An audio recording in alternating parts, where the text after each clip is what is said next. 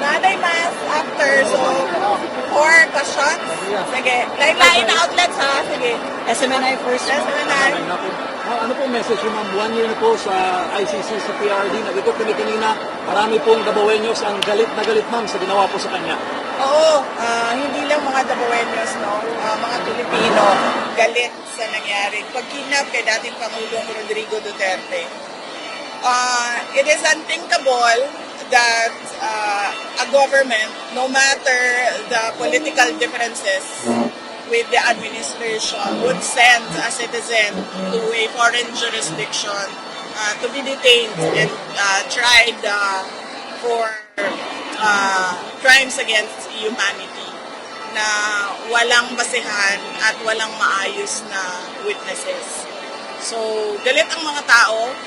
Isang taon na sila galit at hindi pa yung galit hanggang hindi mabalik dito sa Pilipinas si dating Pangulong Rodrigo Duterte. Can we have Argel Relator, GMA, sir? Ma'am, sa nangyayari yung crisis sa Miguel, sa tingin po ba ninyo ay akmana yung mga hakbang na ginagawa ng administrasyon para masigurong ligtas ang ating mga kababayan po sa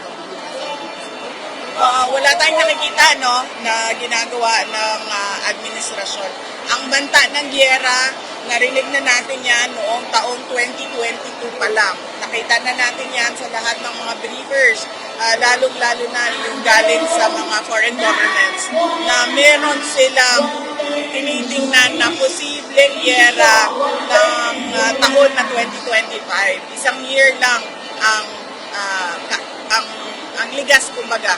Ang ligas sa tuig na isulti. 2025 nangyari ang gyera 2026. So dapat noong 2022 pa lang naghanda na ang pamahalaan na ito. Pero wala tayong nakitang paghanda at wala tayong nakikita na pagbibigay man lang ng solusyon sa mangyayaring problema sa susunod na mga buwan at sa susunod na taon. TV5, Bill Montalvo. recently perjury against Amin Madriaga and the Taguig City entities. May comment on ito?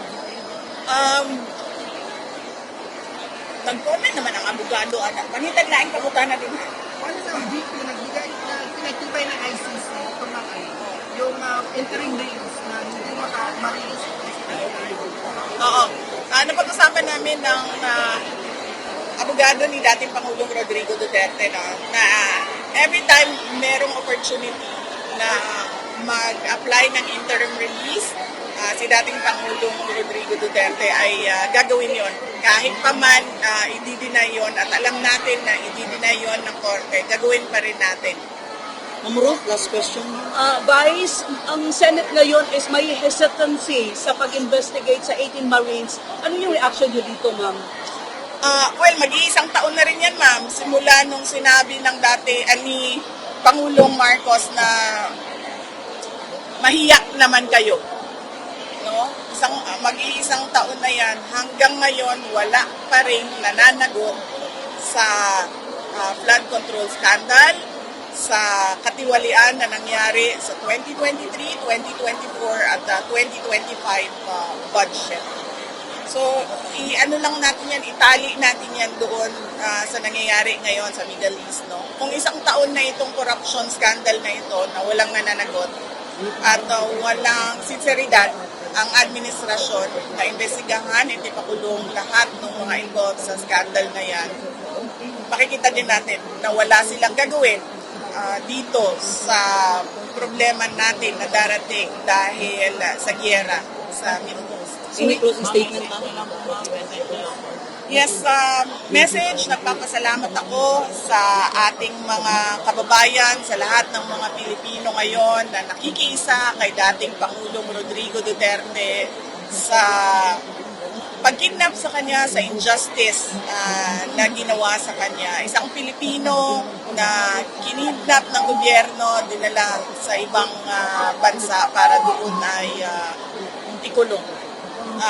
Nagpapasalamat kami sa kanilang pagdarasal para sa kanyang kalayaan at maayos na pag-uwi dito sa ating bayan. Thank you. Thank you, ma'am.